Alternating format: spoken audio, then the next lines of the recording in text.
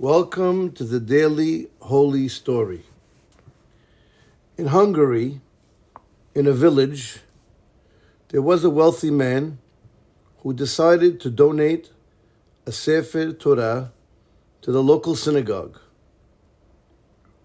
When the day of dedicating the Sefer Torah came, on Shabbat, he invited two great Tzadikim, Rabbi Hirsch Liska and Rabbi Hillel from Kolmi, to participate in the Sefer Torah dedication. The Tzadik from Liska was able to arrive on Shabbat to the village, but the Tzadik from Kolmi said he could not attend that Shabbat, and he would come the following Shabbat.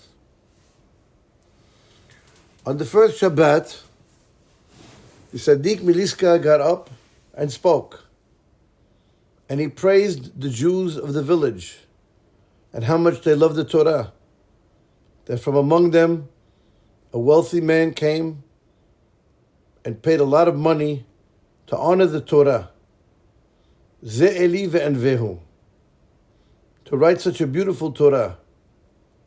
He said, Inshallah, Be'ezat Hashem, there'll be a lot of Jews like you.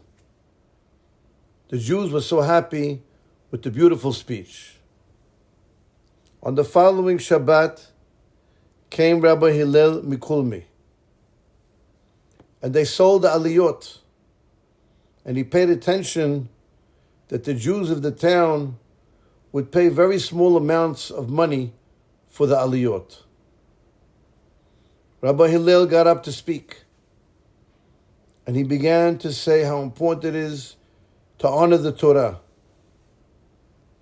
And he started giving musar to the people of the town, that the Torah is not being honored and not important in their eyes, to spend money on the aliyot.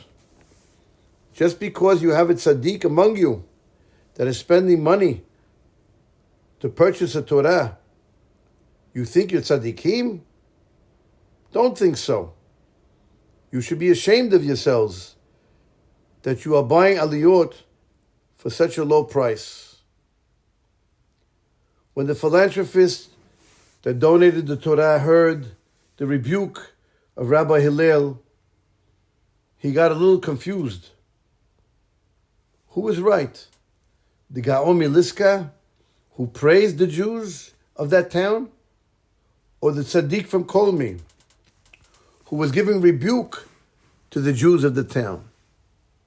The next morning, he went to the Rabbi Liska, and he said to him, I'm bewildered. How could it be that one Tzadik is praising the people of the village because they honor the Torah, and the other Tzadik is rebuking them that they don't honor the Torah? Who's right? The Tzadik from Liska answered, my dear son, a speech maker is similar to a midwife. Just like the midwife helps the woman that's giving birth to bring out her baby, so also the one who's giving the sermon is helping the people through his musar and rebuke to bring out their thoughts into action and to uphold the mitzvot of Hashem. However, the speech maker has two roads in front of him. One, to say the praise of the Jews and to speak to them softly until the people say, we are so happy to come to the house of Hashem. The sermon giver, who's this type of midwife, is called by the name Shifra. Shifra means to improve and praise the deeds of the Jewish people. The second road is to rebuke the people, to show them their sins, what they're doing right, what they're doing wrong, in order to them to do self-inspection and to return to Hashem. This type of sermon midwife is called pu'ah, from the lashon of, the language of yelling. The praises and the rebuke are all correct. They're both true.